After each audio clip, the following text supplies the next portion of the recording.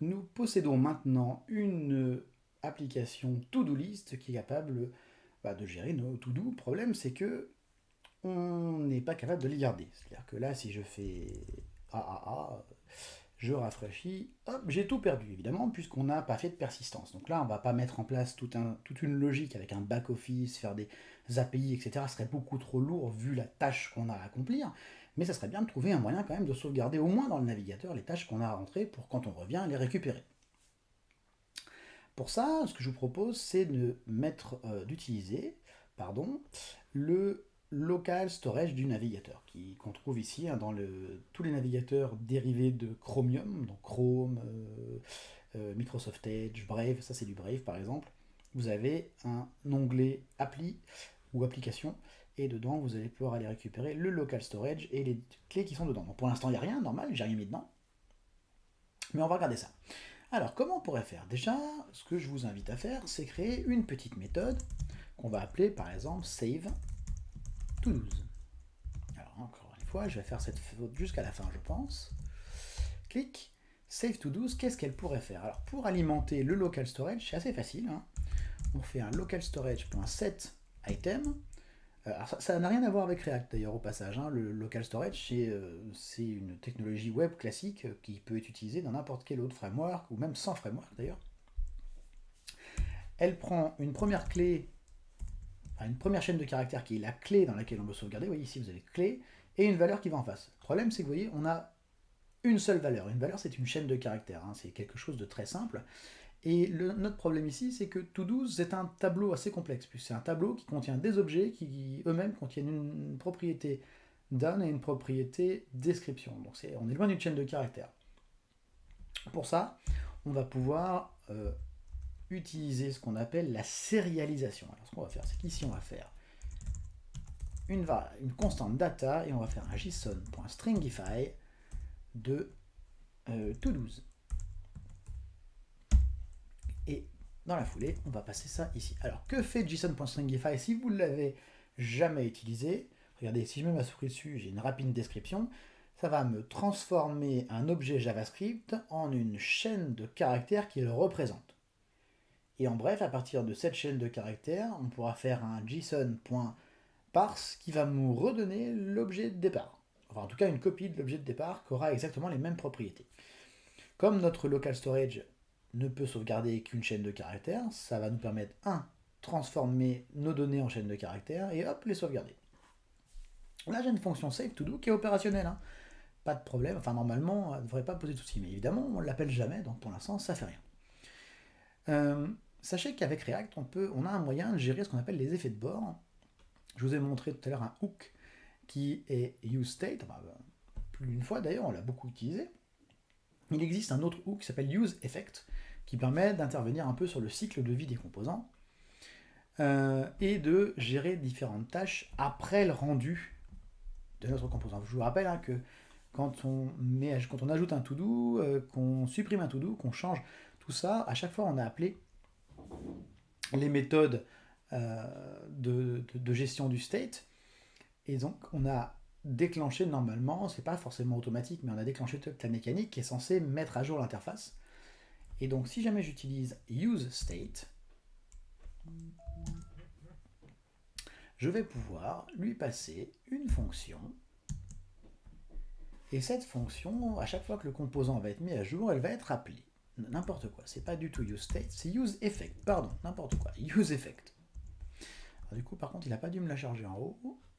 Si, il me l'a chargé d'ailleurs, c'est pas beau, on aurait pu rassembler ça ici, c'est pas grave. useEffect. Donc, useEffect, je peux lui passer une fonction, et cette fonction sera appelée à chaque fois que mon interface devrait être mise à jour. Et on peut s'amuser à mettre un petit console.log là. Effect. Si je sauvegarde ça, que je retourne dans ma console ici, regardez, j'ai effect. Si jamais je tape quelque chose ici, et que...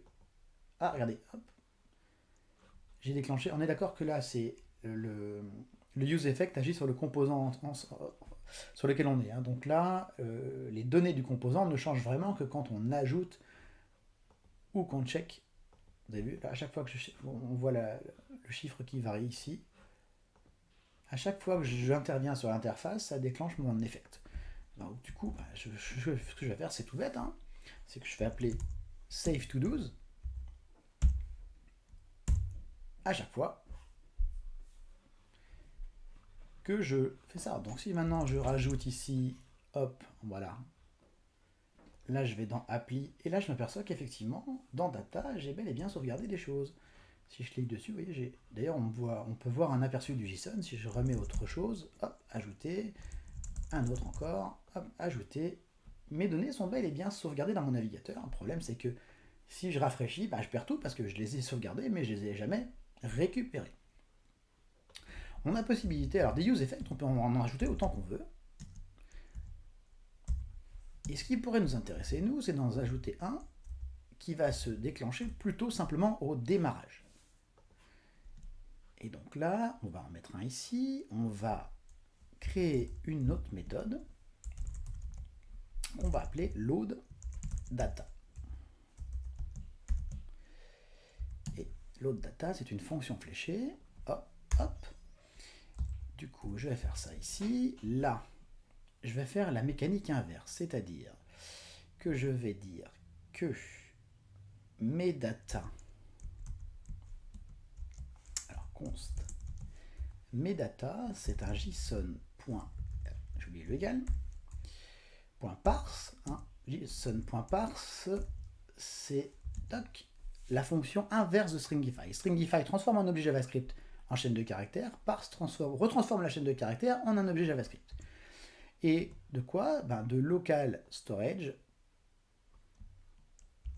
cette fois .getItem de data. Ok, donc ça va récupérer ça. Et là, je vais peut-être essayer de mettre... je vais peut-être tricher un peu et je vais, au cas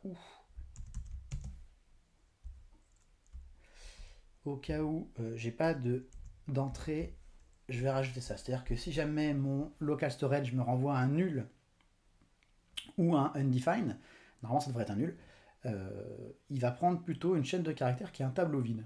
Ce qui pourra m'empêcher d'avoir un plantage la première fois que j'utilise mon application. Et maintenant que j'ai des data, je vais pouvoir faire tout simplement set to do, de data. J'ai récupéré à nouveau mon tableau dans data et je peux aller alimenter ici. Et là maintenant, du coup, j'ai une fonction qui est capable de sauvegarder des données. Ça, on a vu qu'elle fonctionnait. Hein. D'ailleurs, vous avez vu, quand j'ai rafraîchi, ça a écrasé mon tableau. Hein.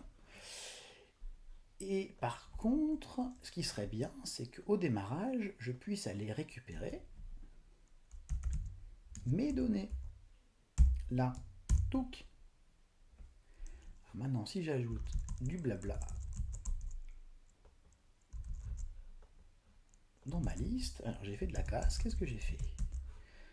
À mon avis, c'est que mon use effect là, il se marche sur les pieds. Toc. Voilà. Je vais vous expliquer ce que j'ai fait après. Hop. J'en ajoute un troisième. J'en ajoute un quatrième. Je rafraîchis.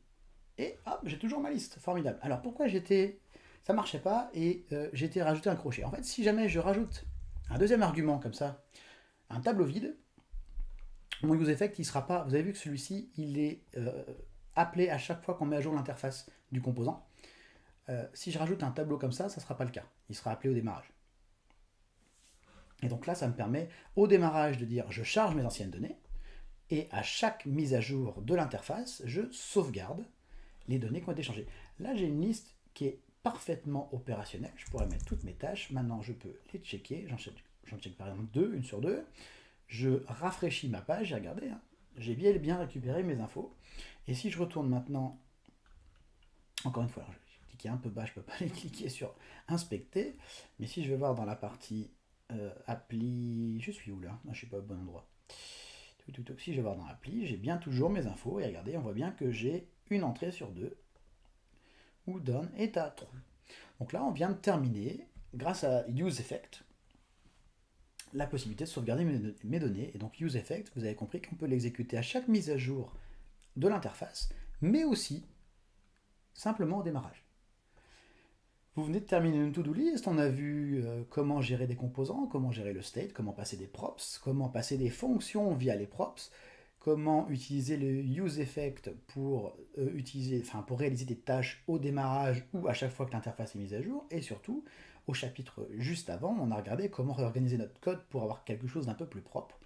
Vous avez devant les yeux une to-do list parfaitement opérationnelle. Et je vous laisse maintenant jouer un petit peu avec. Si vous avez envie de rajouter des fonctionnalités, n'hésitez pas. Si vous avez des questions, n'hésitez pas également. Vous vous inscrivez sur le site et vous avez accès à la partie commentaires en dessous de chaque chapitre. Vous pouvez poser vos questions, pardon. Et puis si vous en avez envie, n'hésitez pas à partager également la formation sur les réseaux sociaux. Ça permet aussi de faire profiter un maximum de personnes. J'espère que cette formation vous aura été utile et que vous savez à peu près gérer les bases de React maintenant. A bientôt!